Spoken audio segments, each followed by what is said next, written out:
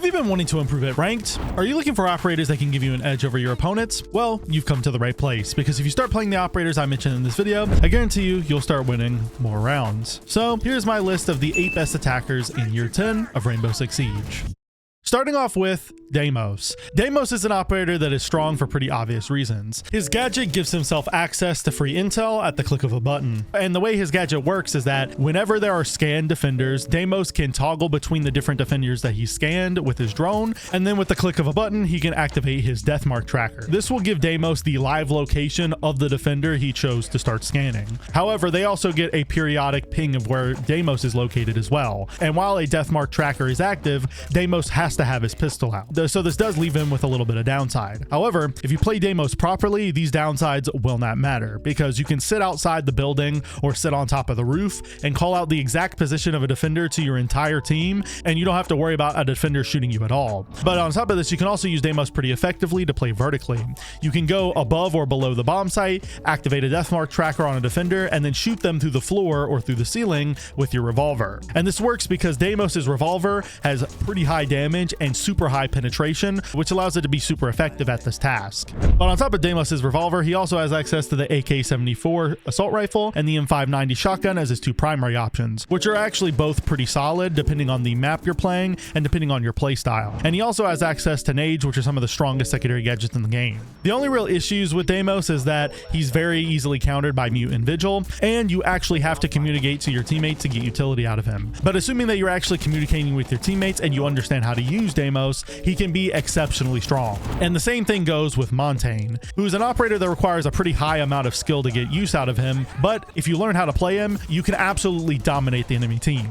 This is because right now shield operators are incredibly strong and hard to deal with. They can walk up on defenders, melee them to knock them onto the ground, and then get a free kill when they ADS. And they also have the ability now to jump through barricades and to reload behind their shield because of the shield rework. This has actually helped Monty a lot, and he has become a lot stronger because of it. And since Montaigne's shield specifically allows him to fully extend, he can get free intel and help your team take map control without risking getting shot whatsoever. Also, since he can fully extend, a lot of the downsides of shields, like the fact that they can be slowed by getting shot, or the fact that enemies can deal a lot of damage to them with explosives, doesn't matter, because when he's fully extended, a lot of the explosive damage gets mitigated, and he obviously also can't get shot unless a defender manages to flank him. This combined with the fact that he has great secondary gadgets in the form of EMP impacts, which are great for allowing him to help the hard breacher, hard breach charges, which are useful for getting hatches open, and smokes, which are probably his strongest option because they can allow him to reverse plant, makes him one of the strongest support operators in the entire game. A lot of players are scared to play Monty because you don't have access to a primary weapon, but trust me, if you put in the effort to actually learn him, you can single-handedly win a lot of rounds for your team.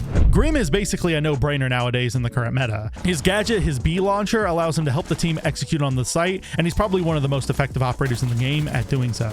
This is because when he launches his Bs into the bomb site, any enemies that walk into their radius will immediately have their live location revealed to the entire attacking team. And this can allow you and your teammates to coordinate together to potentially kill someone through the floor. You can use the information that you get from Grim Bees to also throw utility at defenders like frag grenades, yin candelas, and other important pieces of utility that can allow you to get a kill on them. And it also allows you to cut off the enemy team's ability to rotate, because if they try to rotate through the Bees, they will get pinged and your entire team will know they're coming. Because of these capabilities, it also makes him one of the best operators to have in the post plant, because once you get the plant down on the bomb site, if Grim has a few Bees left, he can spam them around the bomb site near the plant, and if the defenders ever go near it, you can easily get a kill on them, or if they try to rotate into the room, you'll obviously know that they're coming. This combined with the fact that Grim has access to the 5.52 commando as his primary option and the Bailiff secondary shotgun as his secondary option, with hard breach charges and impact EMPs, makes him one of the most versatile operators in the game, and it allows him to excel on pretty much every bomb site. So if you haven't been playing Grim, you definitely need to start doing so.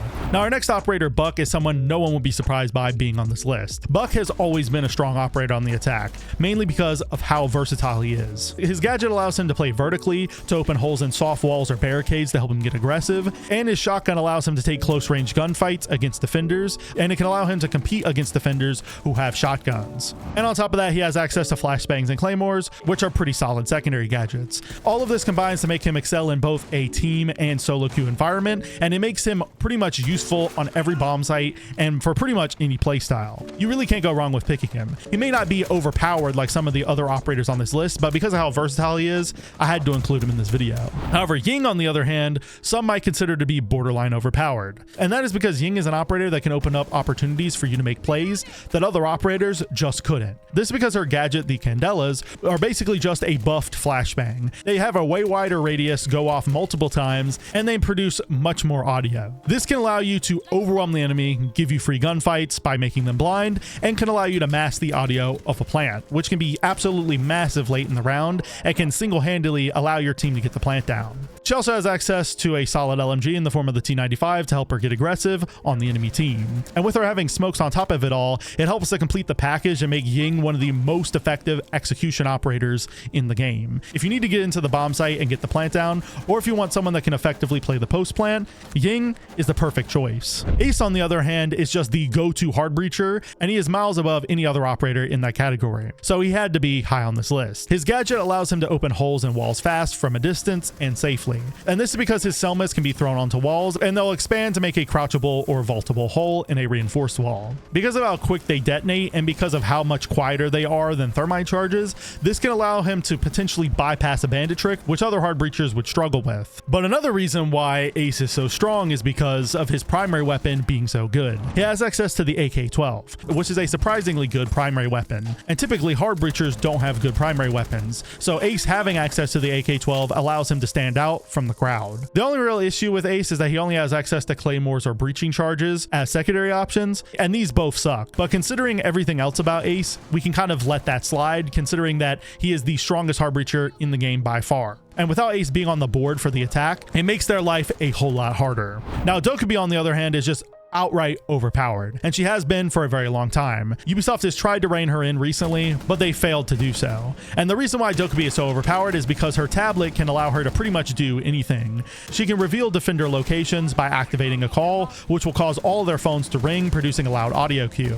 Also, when her calls are active, all defenders are forced off of their cameras, even dead ones. This can allow you to poke holes in the enemy team's intel gathering game, which can allow you to potentially sneak up on the defense or to pull off a rush strategy. But this also allows you to kick operators like Echo or Maestro off of their cameras, which can be extremely important when you're trying to go for a plant. Her tablet also gives her the passive ability to hack into defender cameras by hacking the phones that the defenders drop on their bodies. And when Dokkaebi hacks into the enemy team's camera system, her whole team gets access to them, meaning that you can basically turn an operator like Valkyrie against the entire enemy team. All of this combined in one gadget already makes Dokkaebi seem pretty overpowered, but the rest of her kit is also amazing as well. She has access to smoke grenades, flashbangs, and EMPs as her secondary gadgets, which are probably some of the 3 best options that she could have. She's a 3-speed, which can allow her to get aggressive and to capitalize on her calls quite effectively, and her loadout is also strong as well, with her having access to the MK14 DMR and the quite popular Boss G as her 2 primary options, and the SMG-12 as a secondary option. Dokkaebi is definitely an operator that is in need of a nerf, and most people in the community agree with this.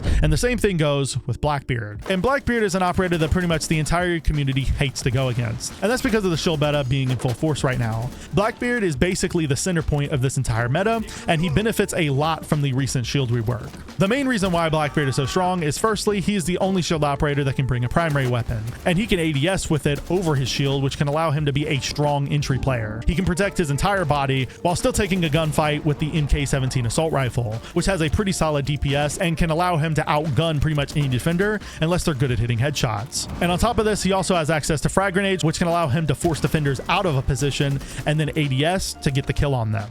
And on top of this, Blackbeard's shield ability allows him to ram through soft walls, which can allow him to catch defenders off guard and can make it really hard for defenders to try to escape from him or rotate away. Because of all of these factors, Blackbeard is probably the best entry in the game right now. Blackbeard is an exceptionally strong operator if you know how to play him. He just has a really high learning curve because a lot of players don't know how to use him and they get way too aggressive and just end up dying immediately.